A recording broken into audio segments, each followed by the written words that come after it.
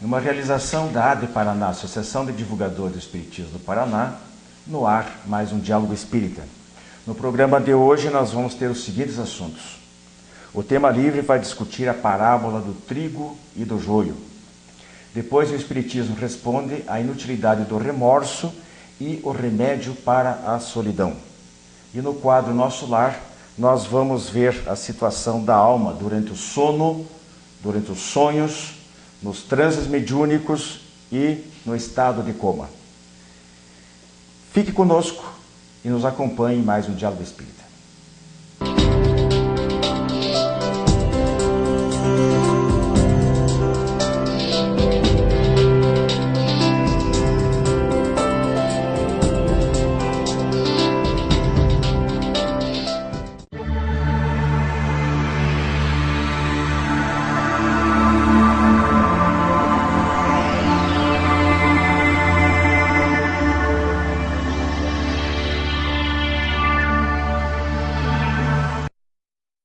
Nosso tema livre de hoje vai falar sobre a parábola de Jesus sobre o trigo e o joio.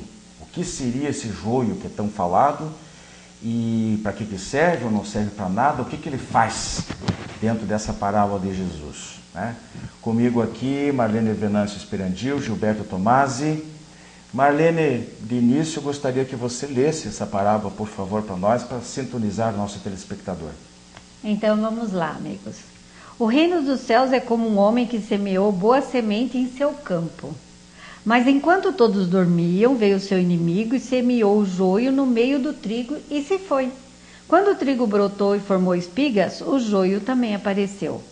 Os servos do dono do campo dirigiram-se a ele e disseram: "O senhor não semeou boa semente em seu campo? Então de onde veio o joio?" "Um inimigo fez isso", respondeu ele. Os servos lhe perguntaram: "O senhor quer que o tiremos?" Ele respondeu: "Não, porque ao tirar o joio, vocês poderão arrancar o trigo também. Deixem que cresçam juntos até a colheita. Então direi aos encarregados da colheita: juntem primeiro o joio e amarrem-no em feixes para ser queimado. Depois juntem o trigo e guardem no meu celeiro." Muito bem. Então, meus irmãos, vejam que o joio aí, segundo a pesquisa que a gente fez, é realmente uma erva daninha. Ela se mistura ali, não tem finalidade nenhuma. Tanto que ela praticamente nem cresce sozinha. Alguém teve que colocar lá. Eu queria ver com o Gilberto aí, na primeira participação dele, né? Essa explicação um pouquinho dessa parábola aí, mas principalmente levando para a nossa interpretação espírita, sobre a separação do joio do trigo.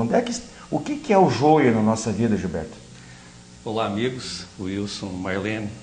Realmente, quando nós pensamos em joio, a gente imagina algo que está nos atrapalhando naquela busca de algumas conquistas que a gente quer, né? Principalmente nas coisas materiais, alguma coisa que atrapalha, alguma coisa que não dá certo.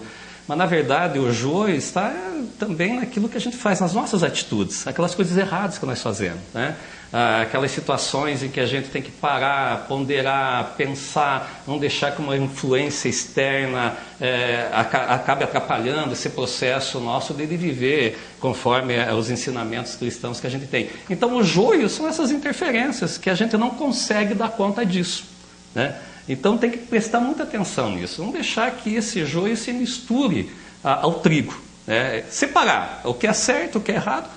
Se é fácil, é difícil, depende muito de cada um, né? Agora, será que a gente pode seguir essa parábola, digamos assim, ao pé da letra, quando ela diz que a gente tem que esperar o joio crescer também, para poder não prejudicar a colheita do trigo? Ou a gente deve, de uma visão mais pragmática, já atacar na nascente, quando os nossos males, eu digo assim, os nossos vícios, nossas imperfeições, a gente tem que atacar já no começo? O que você acha? Olha, é bem polêmico, né? Depende da situação, porque hoje nós temos a discriminação, nós temos o bullying, nós temos vários fatores sociais que a gente não pode arrancar o joio assim bruscamente. Muitas vezes nós aprendemos com as situações Então, socialmente falando, se nós temos uma amizade, no caso de um filho nosso, adolescente, tem amizade com um usuário de drogas. Se nós formos fazer com que ele, não quero que você tenha a companhia dele, eu quero que você pare com a amizade, nós estamos discriminando. Então, o que nós vamos fazer? Nós vamos ensinar ele a administrar essa amizade.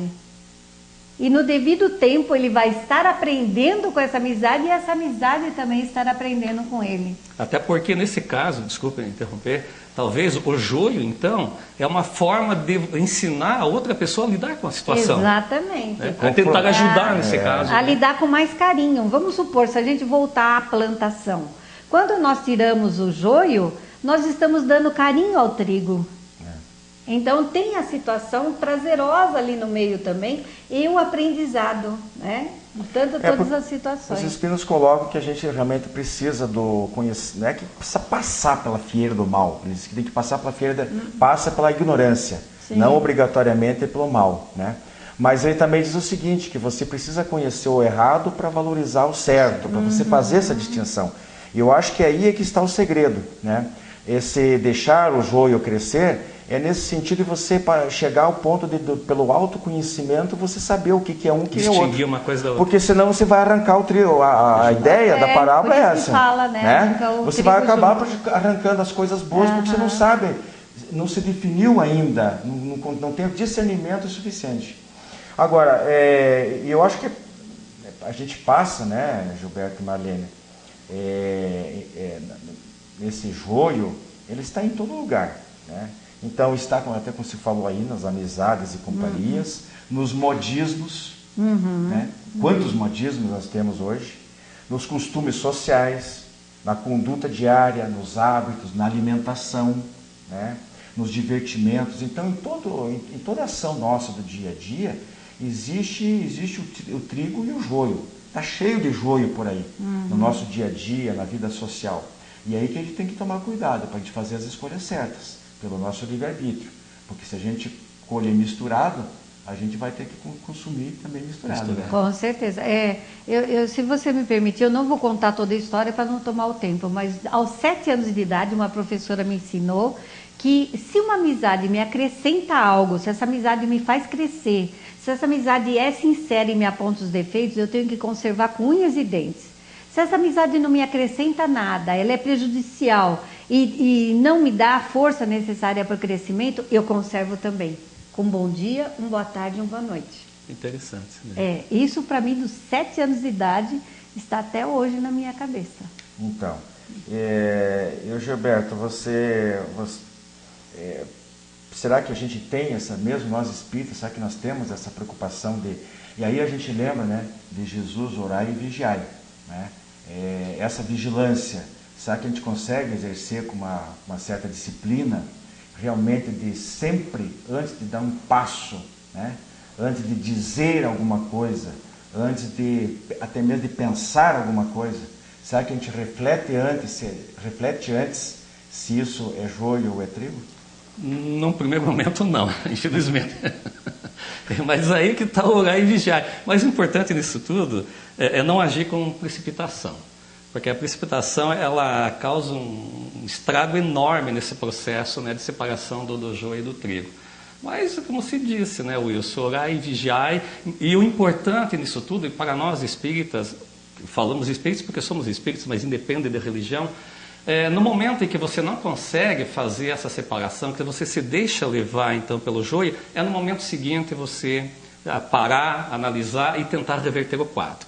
Então, é difícil, mas é possível. É questão de exercício.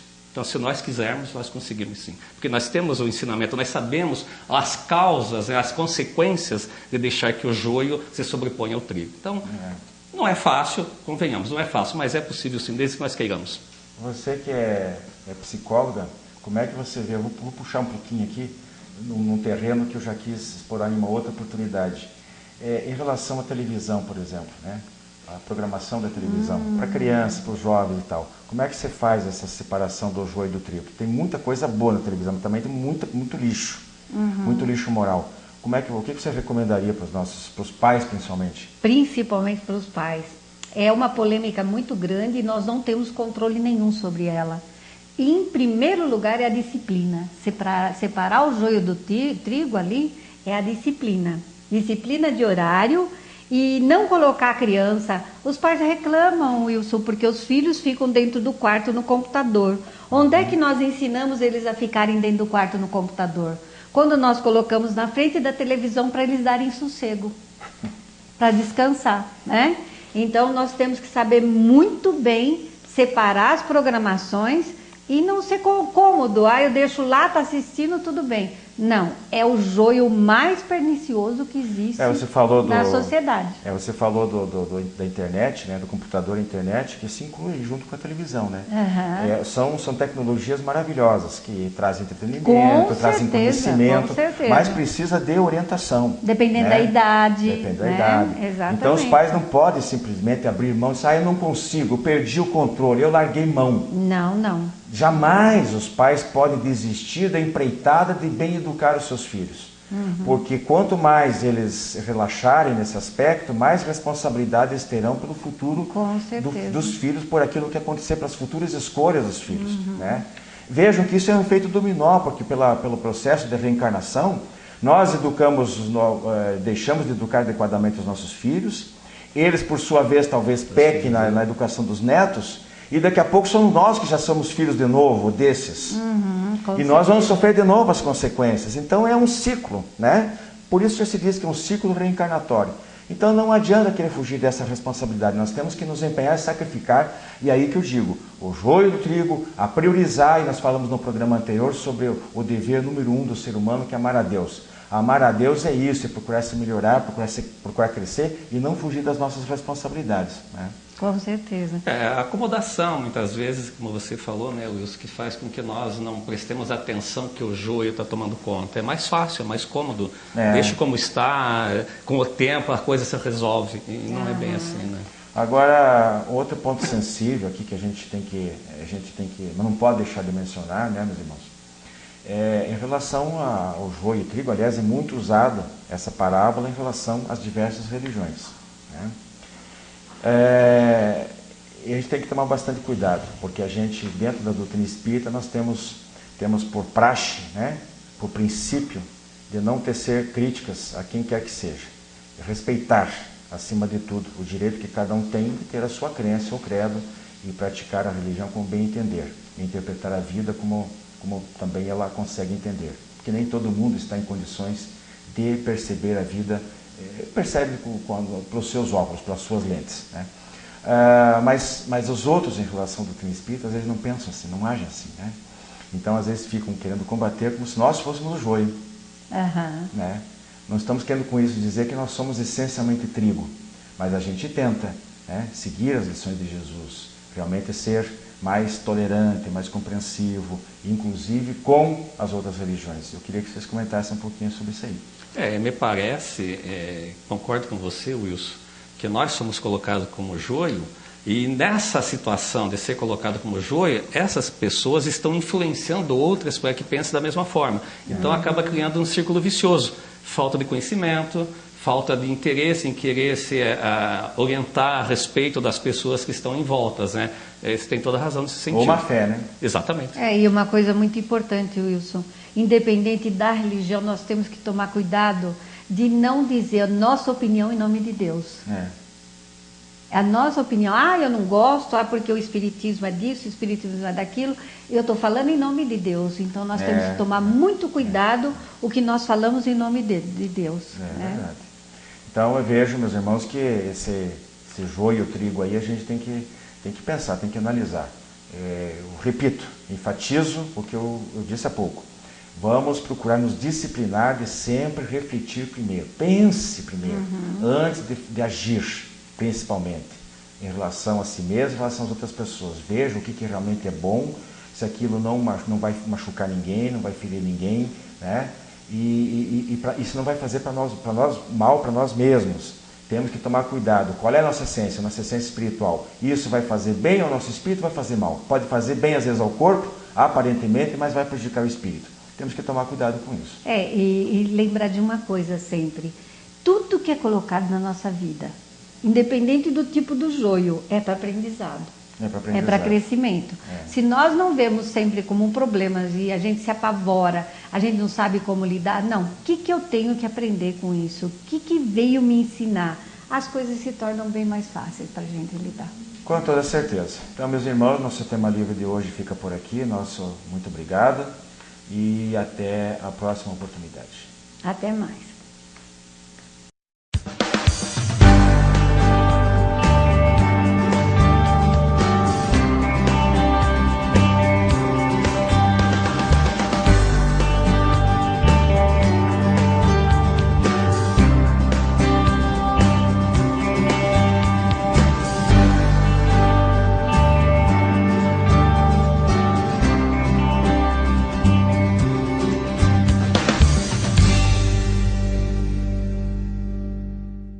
Você tem um familiar ou amigo com problemas de álcool ou drogas? Venha conhecer a comunidade psicossomática Nova Consciência em Capivari. Uma clínica com médico, psicólogo, terapeutas e especialistas no tratamento da dependência química. Atendemos pacientes do sexo masculino com período de recuperação de 4 a 6 meses para desintoxicação, terapia, conscientização e renovação de valores. Maiores informações, acesse comunidadenovaconsciência.com.br ou ligue 34917000 com Saulo ou Arnaldo.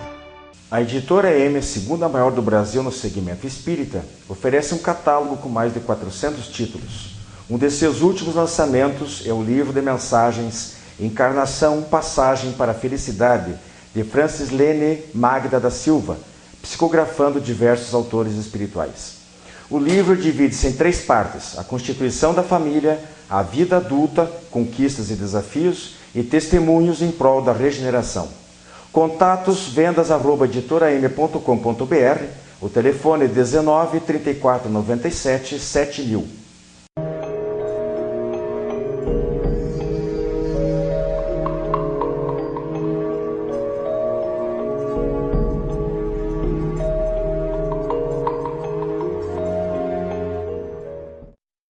Olá, amigos. No nosso quadro Espiritismo Responde, solicitamos aos amigos que tiverem dúvidas ou quiserem fazer algumas perguntas que enviem para o www.adeparaná.org.br. A nossa primeira pergunta de hoje: qual o remédio para a solidão? A solidão tem sido um flagelo para a humanidade. Essa solidão não é falta de gente ou companhia ou estarmos longe da civilização. É algo que está nos faltando. E ela nos conduz ao isolamento, o desânimo, a indisposição, tristeza e principalmente a baixa estima, que nós temos que estar alerta para que ela não nos envolva. Mais grave que estar só é sentir-se só. Nós precisamos de companhia, nós fomos criados para viver e conviver em sociedade, tanto é que nós temos no Espiritismo a lei de sociedade que nos conduz a esse tipo de atividade. Ela é vista por duas pessoas de forma diferente, depende a reação de cada um deles. Ela às vezes é necessária para a nossa meditação, a reflexão, análise ou programação. Mas devemos evitar nos fecharmos para o contato, para a ligação com as pessoas. Nós precisamos também ter amigos, atividades que são importantes para o nosso dia a dia e que nos levam a compreender melhor aqueles que estão ao nosso lado, que fazem parte da nossa existência. Em especial, buscarmos a amizade. Os amigos são importantes a cada um de nós. E há muitas condições para sairmos da solidão. Uma delas é o trabalho voluntário. É irmos em busca de irmãos que têm mais carência, mais problemas, mais dificuldades do que nós. O nosso médium espírita, Divaldo Franco, diz que quem é solidário nunca será solitário. É uma verdade.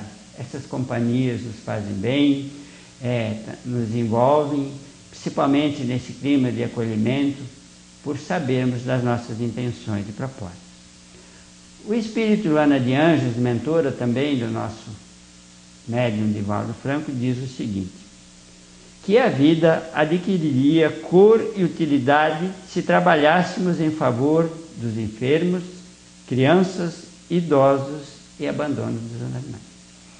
Então, o remédio para a solidão é sairmos de nós mesmos e encontrar no nosso irmão, no nosso próximo, no sofredor, a companhia que muitas vezes também vai nos trazer benefícios e principalmente enxergar os ganhos, as vantagens que já possuímos. Se você realmente quiser sair dessa situação, mais do que o antidepressivo ou o tratamento, é ocupação, um trabalho. E o trabalho é algo útil, importante para a nossa vida e que pode ser dispensado, então, numa atividade onde nós nos envolvemos e nos tornamos úteis e importantes para outros irmãos nossos. Há sempre uma casa espírita ou uma atividade precisando de nós, de nossa colaboração, de nosso incentivo, do nosso amor, do nosso carinho, afeto e ternura. Lá existem pessoas mais carentes do que nós próprios e precisamos também, para dar sentido à vida, sermos aqueles colaboradores de Deus, de Jesus, amando a ti mesmo, né? Estando em condições ideais de levarmos a nossa presença amiga, bondosa, afetuosa e principalmente amando ao nosso próximo e amando a Deus. Então pedimos aos amigos que queiram mandar sua sugestão, ideias, perguntas para o www.adparaná.org.br. Agradecemos a todos pelo seu carinho.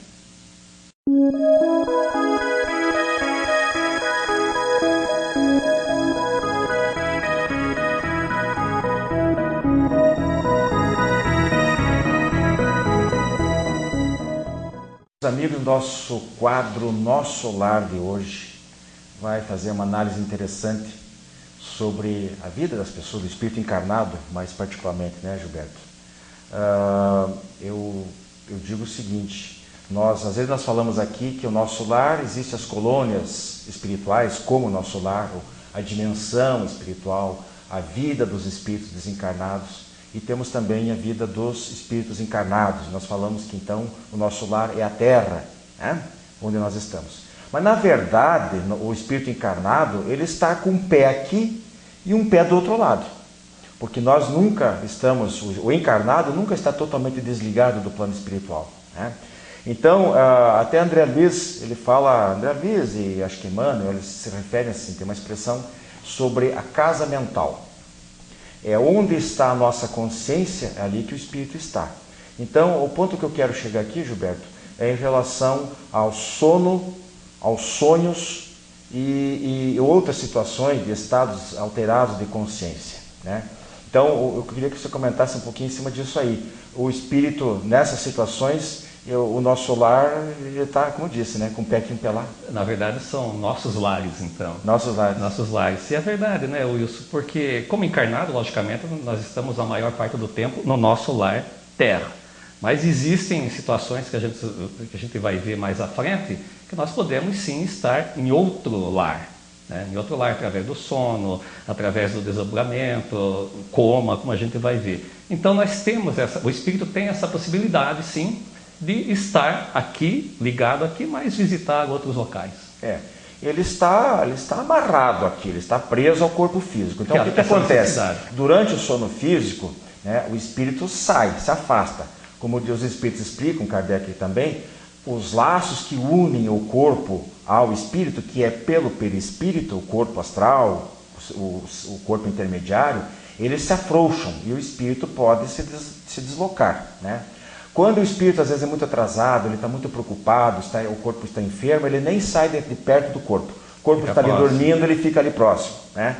Agora, quando o espírito está tranquilo e tal, em uma situação assim, quanto mais evoluído ele for, ele migra, ele viaja, ele excursiona durante o sono. E é interessante, né, que nessa excursão, nem sempre o espírito ele vai para um local que ele deseja ir. Né? Ele vai para onde é atraído. Para onde é atraído. E muitas vezes, talvez aonde ele não vai receber muita coisa, ele vai dar alguma coisa em troca, ele vai auxiliar alguém que mais necessita. Né?